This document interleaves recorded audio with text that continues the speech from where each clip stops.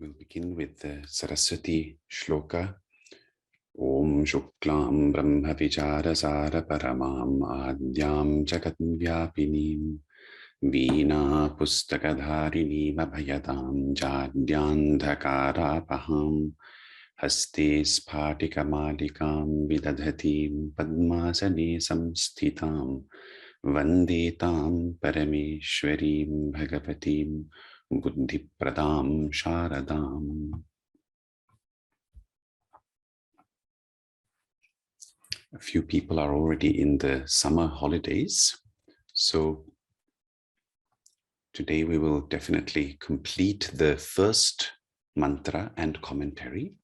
I will just repeat a little bit the meaning of the first mantra's commentary. The first mantra states that all this, whatever moves in the moving world, is to be covered with the Lord, with Isha, the one who rules. Through that giving up or that kind of renunciation, enjoy. And another way of translating bhunjitaha is in fact protect, palayetaha. We will see this now. Shankaracharya offers that as another meaning. Protect yourself through non-attachment. Protect yourself through renunciation. Do not seek the wealth of anybody. Another meaning there is do not desire, don't have any desires, because nobody really has any wealth. Why? We may have temporary wealth, but then because it is impermanent, it passes away. Therefore, nobody has true wealth other than our true nature, our Atma. That is the true wealth. So now I'll share the commentary again, and we can go through the last words of the commentary.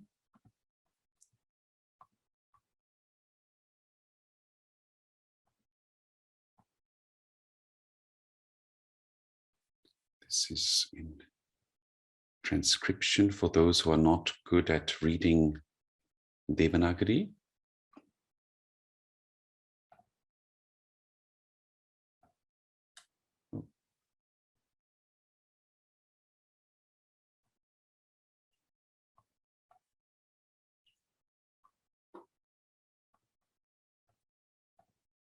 Here we go. Okay. So now we stopped at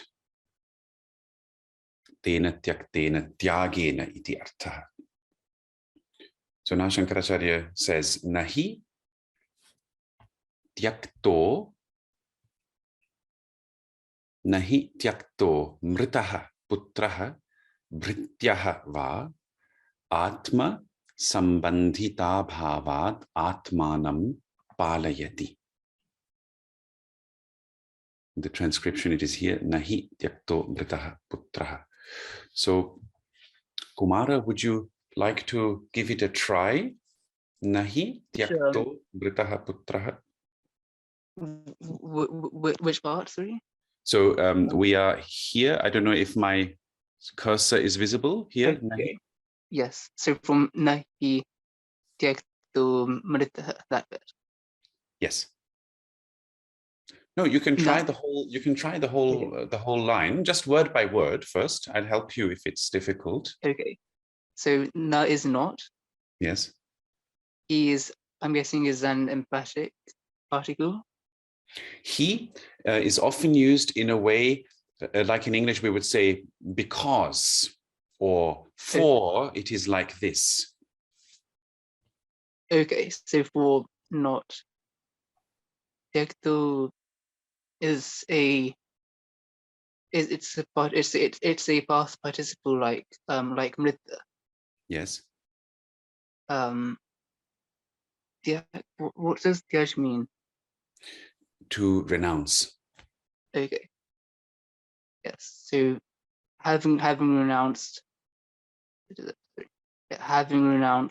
and having died, so Mritaha means having died. Yes. Putro, son, child.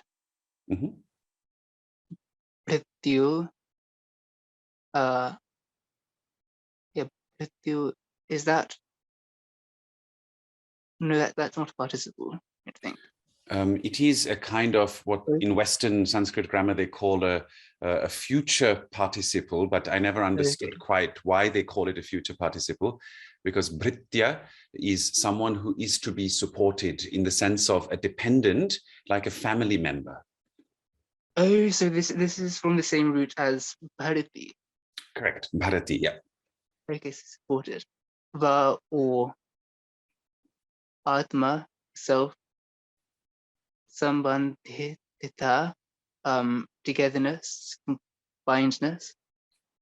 Yes, so here we have to be more specific. Sambandhita is, so this is a long compound, right? There's Atma Sambandhita Abhavat.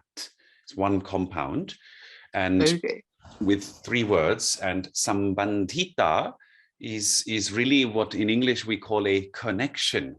So Sambandhi is someone who is connected, and Sambandhita is the state of being connected.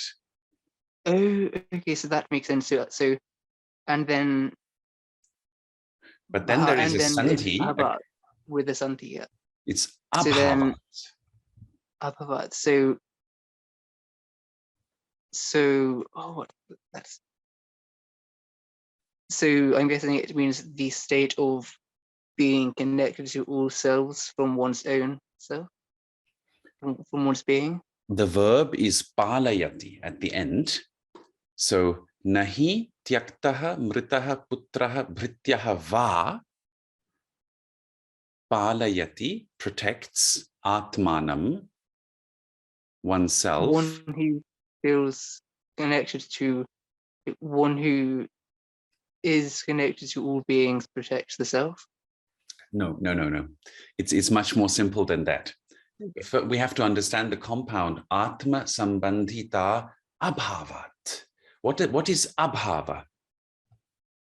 Not being. Yes, it could be not being. In this case, it is more the absence, the non-presence, right? The absence.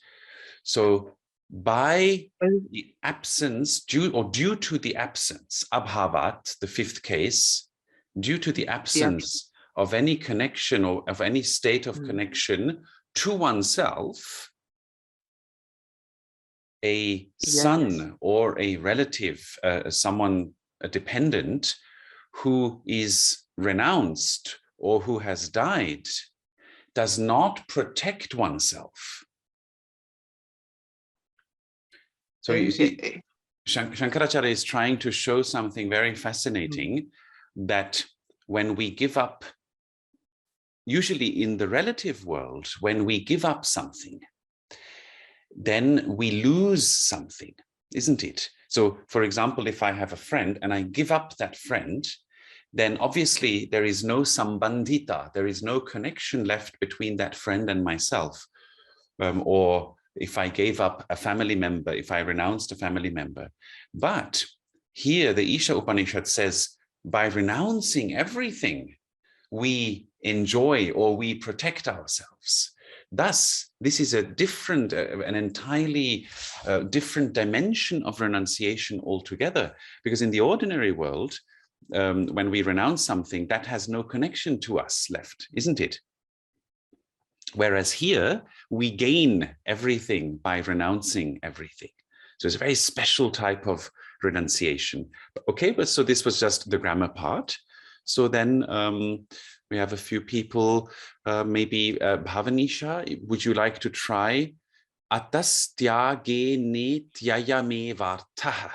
Here you have to focus on sandhi, this part. Yeah. Is it ataha? Tyage? There's a neti in there, I think. Ever. You have to go word by word. Ataha. Tyaga. tyagena, Tyagena.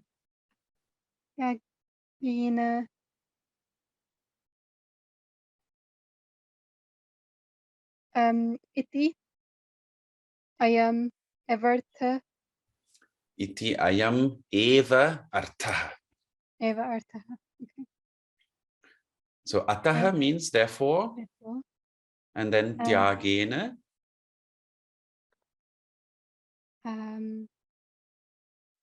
So Tyaga, is that sacrifice or renunciation? Renunciation. So that's in instrumental. So through renunciation. Iti, thus, or Yes. I am this. Yes.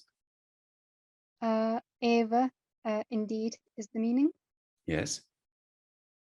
Yes, this is indeed the meaning. So this is just a formulation where he makes sure that it is not, the meaning is not that when something is abandoned like a son or like a dependent, like a relative, rather here it is through renunciation that this state of protection or enjoyment occurs. And then, as I said, bhunjitaha here, he explains as palayetaha, protect yourself. We translated it as enjoy because bhunj also has that sense, but here Shankaracharya says it is better to understand it as a protection. And then maybe Srividya, you can try the next line. Evam tyaktaishanas tvam ma gritaha.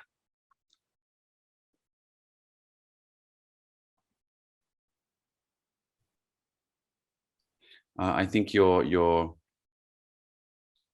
microphone may not be connected. Yeah, now you're here. I can see.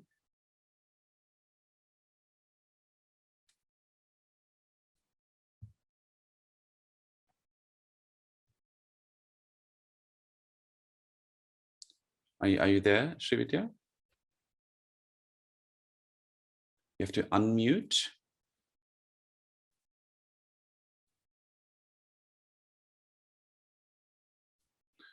All right, so then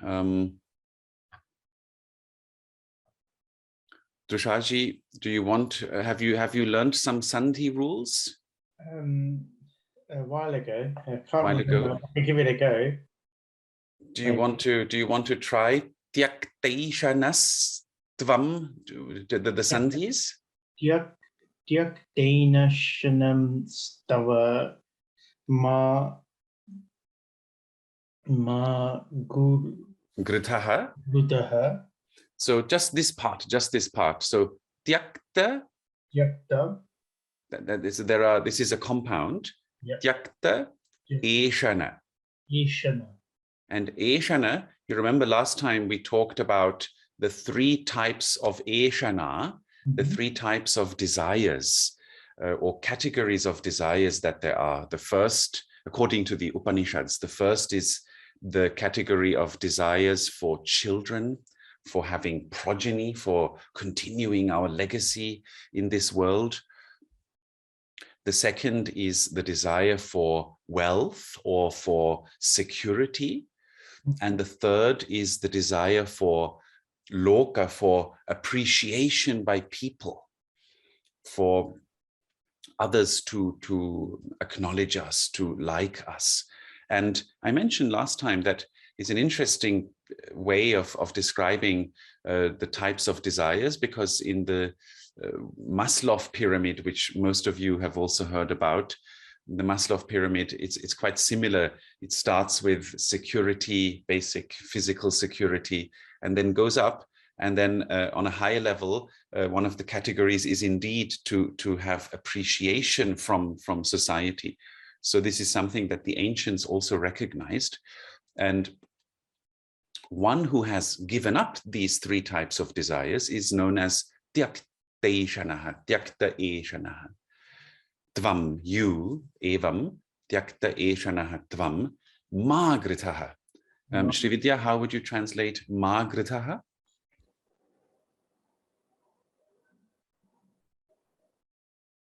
Ma is mother? No, it's nothing to do with mother. No, no, no, no, no. The ma here is a negation. But Srividya, would you like to try? I saw you unmuted yourself.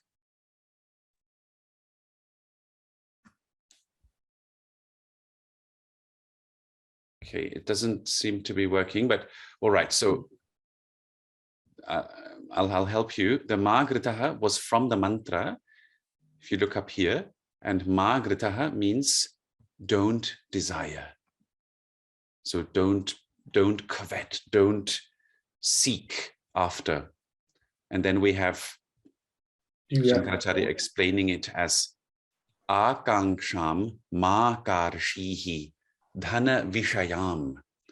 Don't engage, ma karshihi, don't engage in akanksha that has as its object dhana vishayam akanksham ma karshihi. Don't engage in desire or coveting that has wealth as its object. Sure. Then the next part is just an explanation again of the mantra. Kasya svit, kasya chit, parasya, swasya va, dhanam ma kangshihi iti artha. Kumara, would you like to try? Sure. So kasya means whose. Yes. Svit, I'm guessing is that related to swa? Svit is like chit here. Kasya chit. It's a particle that is used to denote the sense of someone. So kasya chit means of someone. Okay, and then kasya chit means the same thing, I guess. Correct. So he's explaining that. Yes. Okay. So someone. Parasya, so that's the possessive of parasya, the how to translate that? So Parasya of means parama. anyasya. It means anyasya.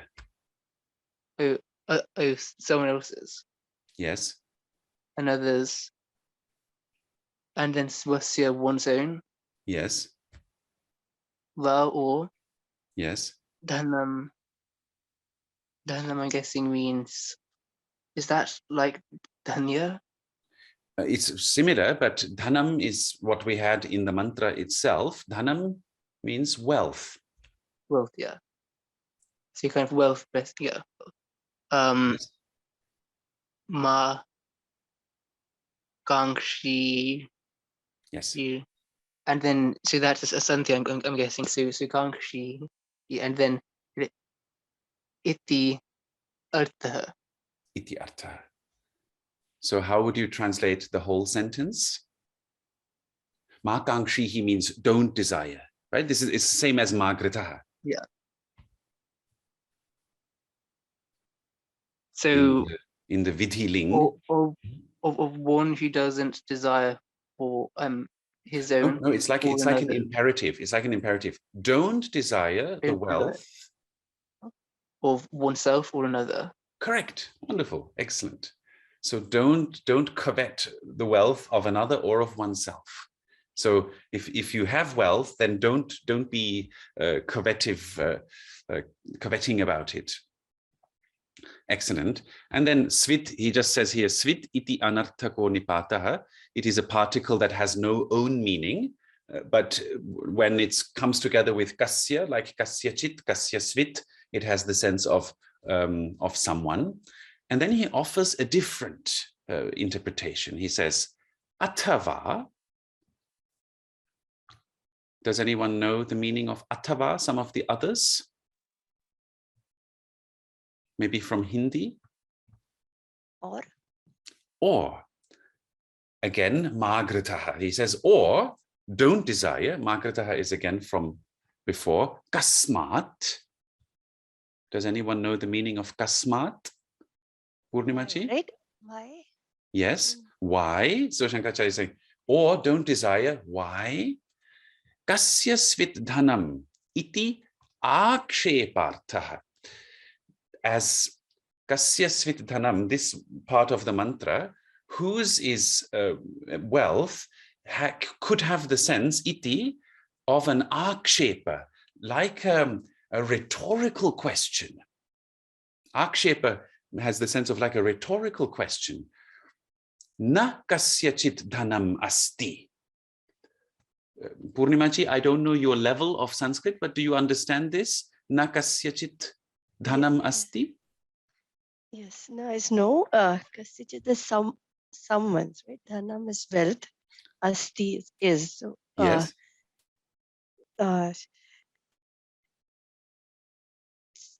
So I'm not sure what it means, but it looks like it means no one else's wealth. Yes, so dhanam na kasyachit asti. It is not, it does not belong to anyone. Dhanam is, wealth is not anyone. So wealth doesn't belong to anyone. Or even we could translate it as no one has any wealth. Kisi ka dhan hai hi nahi, you know, like that. Okay. It does not belong to it. Yes, wonderful. And then he adds yad gridhyeta. Yad, which gridhyeta, which one could covet, which one could desire, which one could grasp for. I think grid and grasp are related in English. So this is a fascinating idea that nobody has any wealth that one could hold on to. Now, the next sentence is a little easier. Again, maybe Ramesh, I don't know your level, but if you want to try, Atma eva idam sarvam. Atma is soul, evam is thus, sarva all. Yes. So Atma eva idam sarvam, how would you translate that? Atma prevails everywhere. The Atma, I didn't understand the second word you said, sorry. Atma, thus, Atma, sarva means everywhere. Not everywhere, but everything. So everything. Thus, Atma is everything. Exactly. The Atma is everything. Iti, thank you. Iti Ishvara bhavanaya sarvam tyaktam. Bhavanisha, would you like to try, because it has your name here? Just trying to follow it in the Devanagari. So Atma eva. Sorry. Idam sarvam. So Ramesh already translated. So the Atma is everything. Iti Ishvara bhavanaya.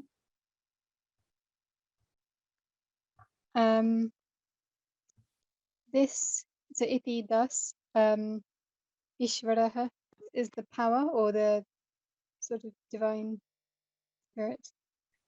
Yes. Bhavanaya,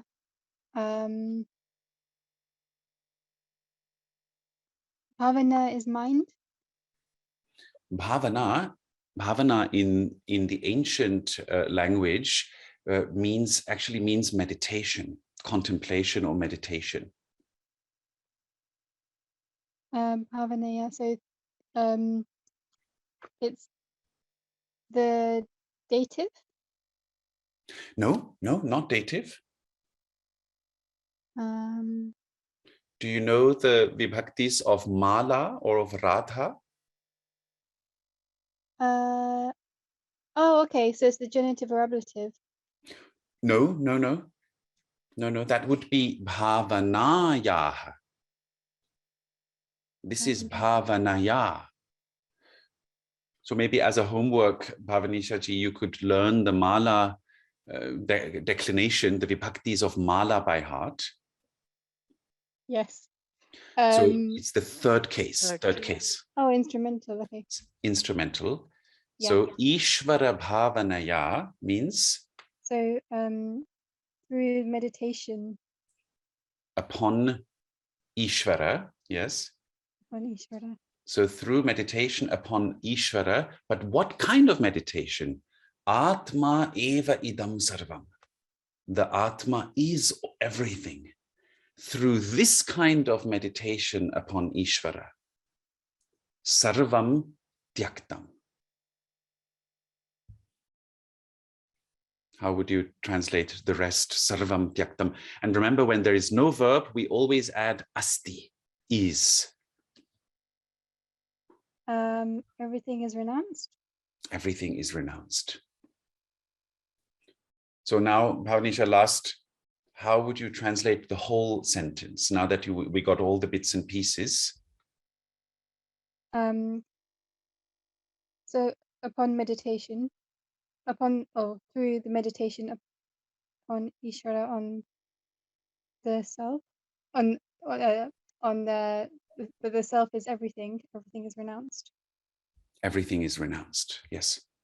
So this is a very steep view that when Ishvara, or the true self, our true nature, I always add the word true for a very specific reason. If you remember, at the beginning of this class, I talked a little bit about different views, such as that of Ranga Ramanuja, and then also Buddhist views, which are very important to take into consideration, also Jain views. You see, the word Atma, when we just translate it as self, it has a very strange tone to it. Why so? Because in English, the word self and the adjective selfish are connected. Whereas in Sanskrit, Atmiya does not mean selfish. So to translate the word Atma merely as self is a little problematic in English. Look at this. In English, we say, what a selfless person. But that shows us that the word self in English means something else than in Sanskrit, isn't it? Because in Sanskrit, anatma, selfless, is actually the opposite of atma, meaning all this temporary, illusory world that we experience, that is anatma. That is what in English would be called the non-self or selfless. So we have to be very careful in English. That's why I always like to add the word the true self, to clarify that we don't mean the ordinary self or ego. All right? And then, Srividya, does your microphone work now?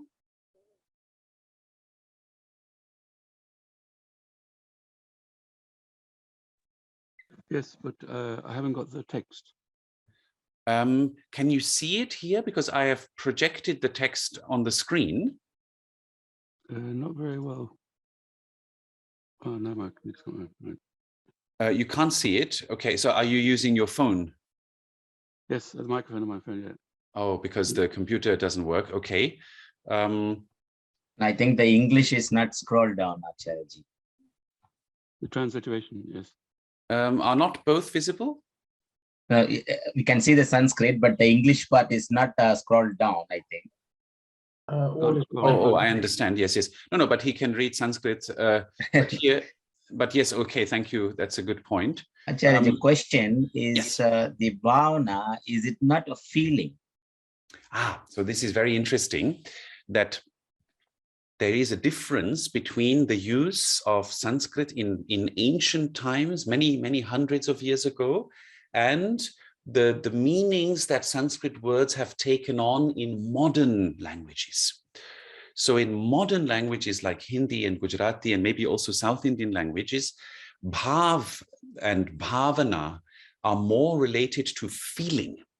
Whereas if you study the ancient works, it is clear that it's actually not related to feeling, it's related to meditation. But thank you, it's a very good question. I will elaborate a little bit more.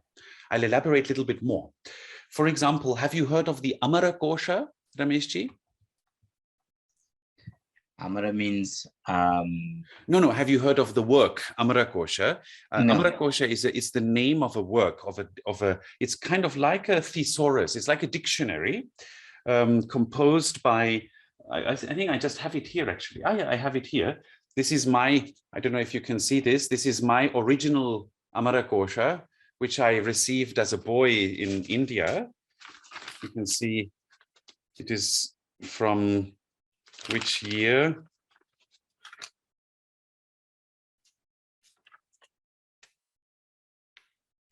It doesn't actually, here, it says 1996, right? So it must have been brand new then.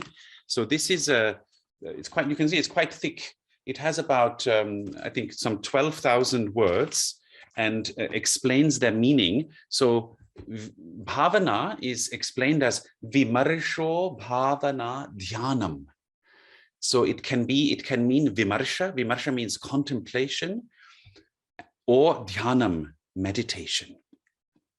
And in the way that, for example, the Buddhist teachers of that time, of Shankaracharya's time, use the word bhavana, we can also see that it means meditation. There is a work by Kamalashila known as the Bhavana Krama, the stages of meditation. Now, you see, if we would be very critical, Rameshi, and we would say, but maybe it still meant feeling, but it makes no sense to say the stages of feeling, isn't it? And then if we look at the details of that work, we see it's only about meditation. But now, how does bhavana mean meditation? Bhavana comes from the root bhu. Bhu means to be. And bhavati means he is or she is. Bhavayati means to cause something to be. It means to bring something into existence that isn't there first. So in that sense, bhavana is a kind of meditation that cultivates a state.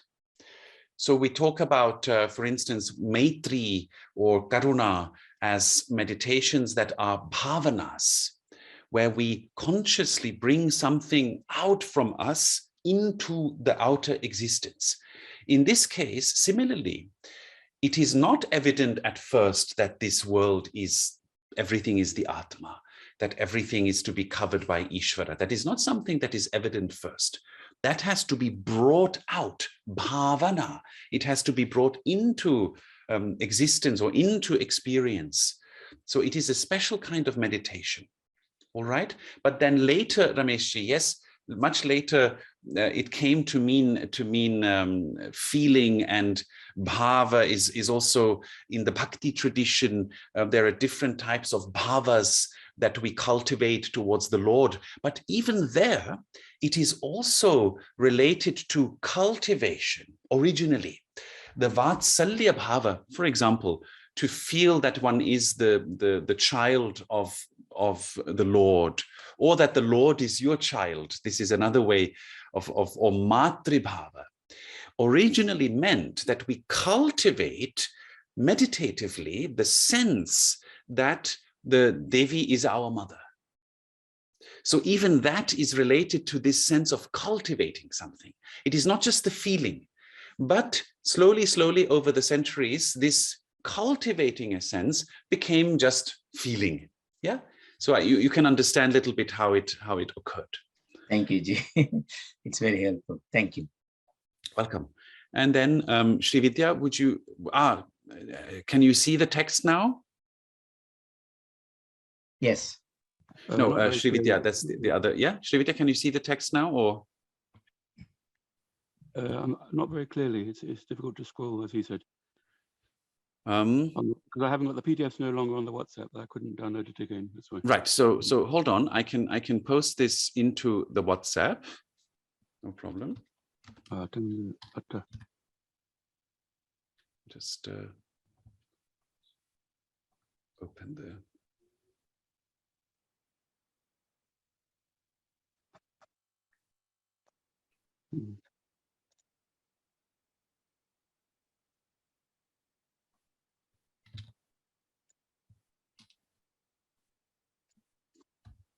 I think it didn't come out very well. So let me also post the English transcription.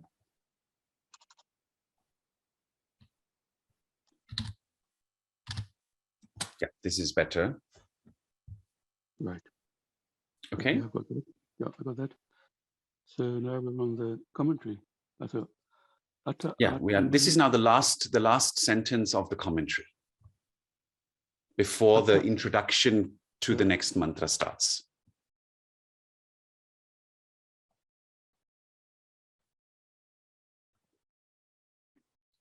So, ata atmana evedam sarvam atmaiva cha sarvam.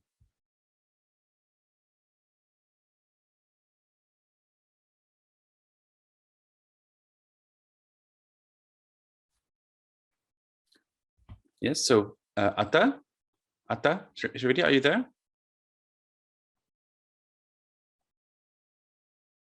It's not to be working. Shraviti, are you there?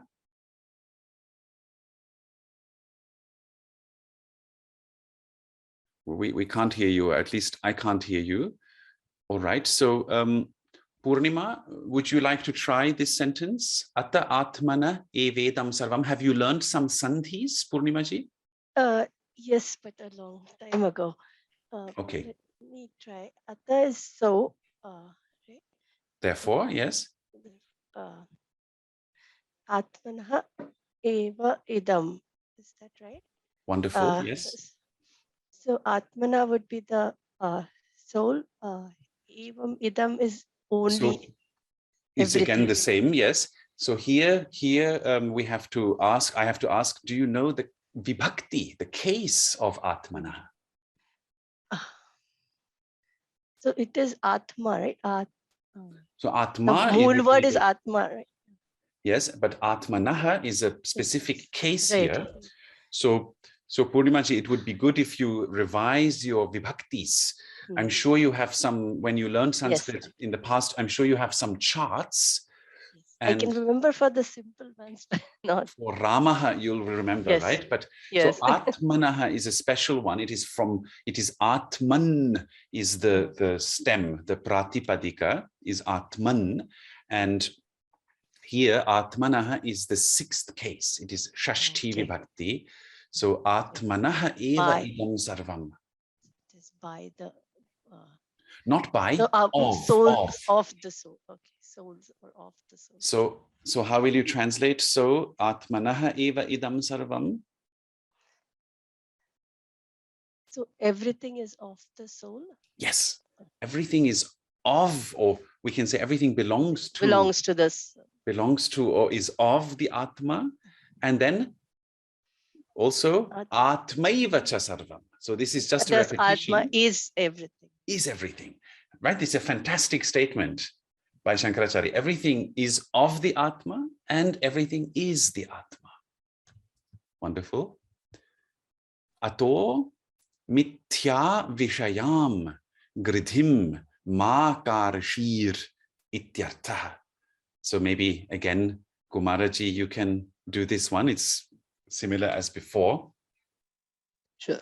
Say from Ato. Sorry? Say from Ato. Ato, yes. Mithya. Ato, yes. Yeah. So Ato is just Ataha. Therefore, Mithya means, I guess, illusion, misperception. Yes, yes. And then is it a Santi of Avishayam?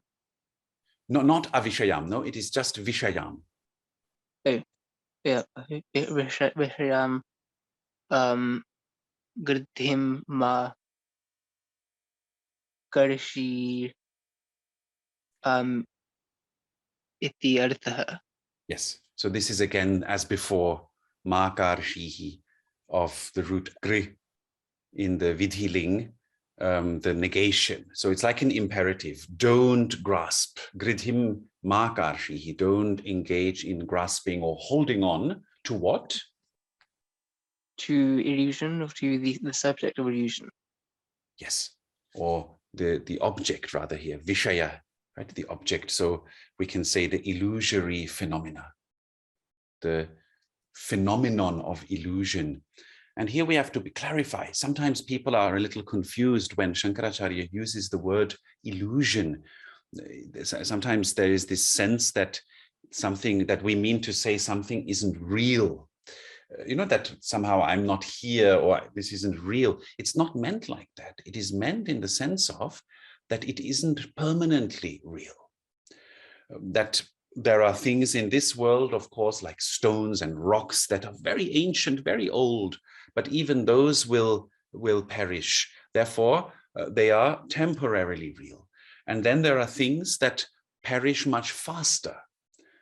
For example, now it's very hot, very warm. So if you put the food outside, if you don't keep it in the fridge, it perishes much faster. And our human body also perishes after a certain period of time, after many years. And then if we go into a more subtle level, if we look at our thoughts or our feelings, they are constantly perishing. They're constantly changing, constantly moving.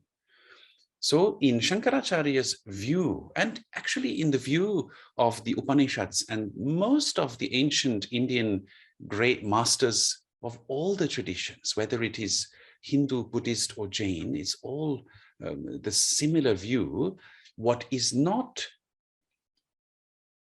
permanently abiding, in the sense of what is not always present, is considered to be an illusion.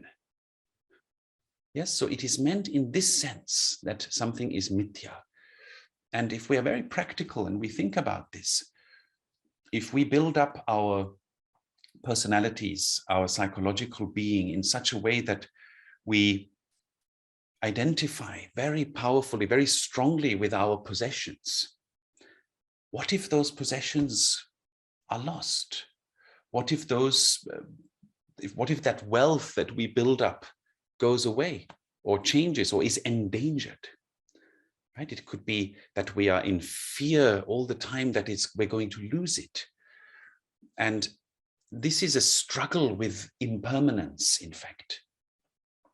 To avoid that struggle, the ancient masters always asked us to understand that this outer world of our experience is illusory. You can maybe find a better word than the word illusion, just something that is only temporarily real and therefore is not worthy of investing so much energy. Why invest so much into what is temporarily real if we can meditate upon that which is truly real, which is Ishvara, or our true nature? So now we still have some time. I hope you are not yet bored. The next looks like a really long sentence, but actually is not so difficult. Evam. This is now the introduction. No, sorry, this is the summary. This is the summary of the mantra. And then comes the introduction of the next mantra.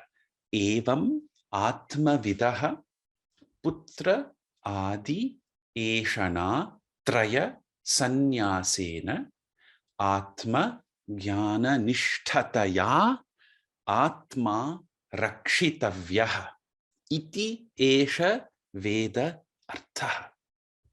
So maybe we can split it up. Bhavanisha, would you like to try the first part up to nishthataya? Would you mind copying it into WhatsApp? It's a bit small on the screen. Is it? How come? This is strange. Oh, just because I'm looking on my phone. Oh, you're also looking on your phone. Okay, Yeah. okay. So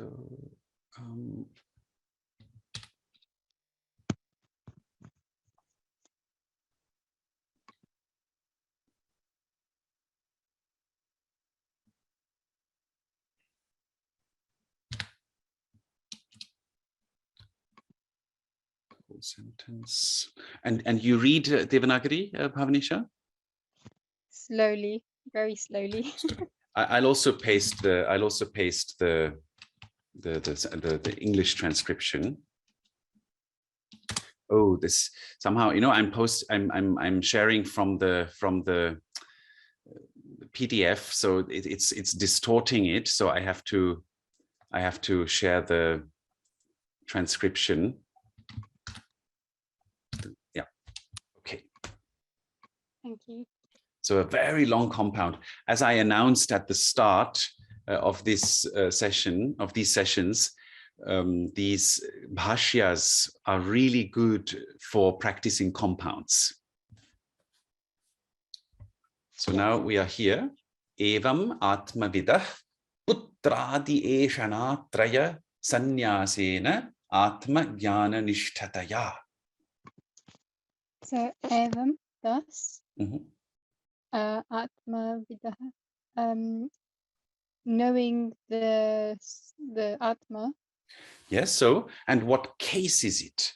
So now we have to go back to basics. Atma vidaha, don't jump only to the meaning, also think of what case is it and what word is it? Is it a nominative singular? No, no. It is the stem would be atmavit. Oh,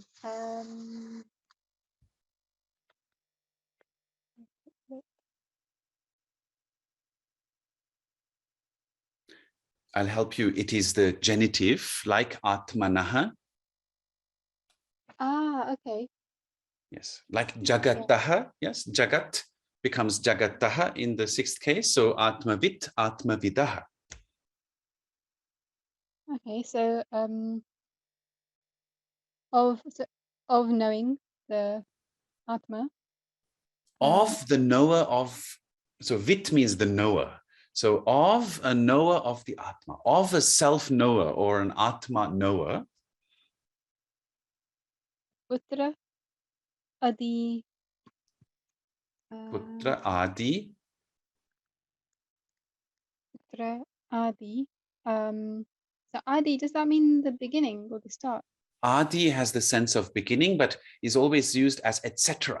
So when you say putra adi, it means this, the children, etc. Oh, okay. And then eshana. Eshana. This is again the word we had before, desire. Eshana. So desire. Traya. Traya. Traya, three. Exactly. Or the three desires. Yes, exactly. So putra adi eshana traya. Samnya. Sannyasena. Sannyasena. So is that an instrumental singular? Yes. Of sannyasi? No, sannyasena. So it is from sannyasa, not from sannyasi. So it is like tyaga. Renunciation. Tyaga and sannyasa. sannyasa is the same. Yeah, okay. So through renunciation Of the three desires of children, etc. etc. Exactly. Wonderful. So through the renunciation of the three desires of children, etc., by whom or whose renunciation? Atma vidaha. The knower of the Atma. Of the knower of the Atma. Then Atma Jnana, thank you, Bhavanisha. Atma Jnana Nishthataya. So Kumaraji. Wait. So Atma Jnana. So Atma Jnana, yeah, Jnana Nishtaya Atma. Nishthataya. So Nishtaya, sorry. So Atma, so Atma Jnana, so knowledge of the self.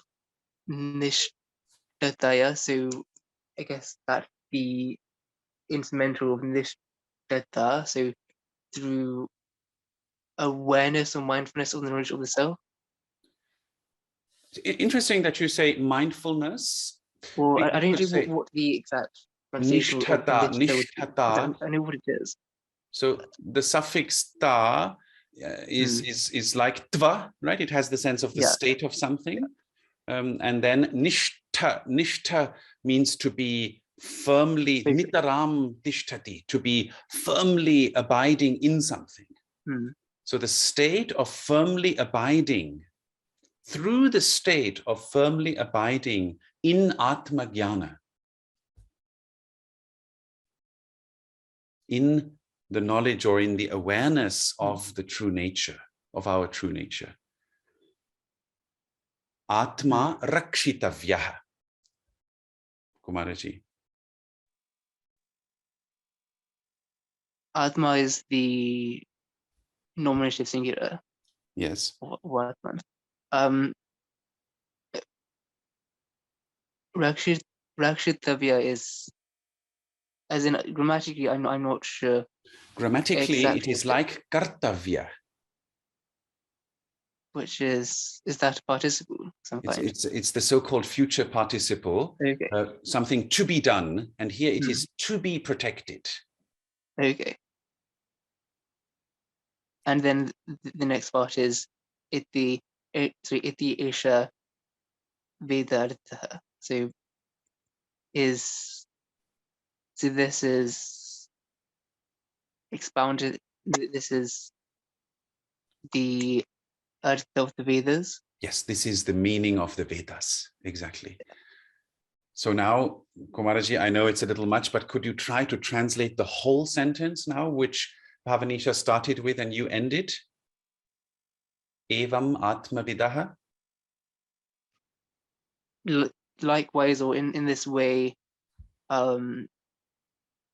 through one who knows himself, of a person who knows himself. For instance, sons, etc. Yes. Who have the inclination for renunciation, and it's so who have the inclination by renunciation and by residing in self-knowledge. Yes. The self protects. No, the self is protected or is to be protected. Yeah, as was expounded in the Vedas. No, this is the meaning of the Vedas. Yeah. So we can ask the question, of course. Now, why does the Atma need protecting? This is meant more in a general sense. It's not the Atma that needs protecting.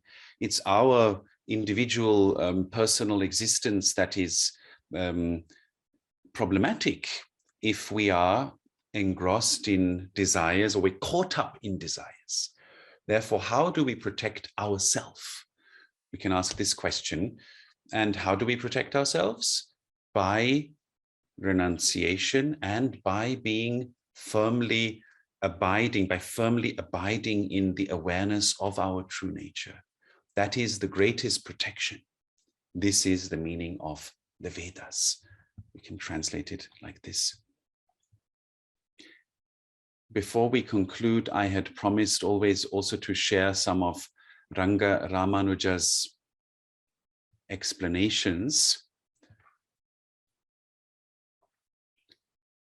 So he gives the example of the Mundaka Upanishad simile, where there are two birds sitting in a tree, and the one bird represents our individual, our egoic soul. That is what we are all undergoing, whereas the other bird represents the Supreme Lord, our true nature.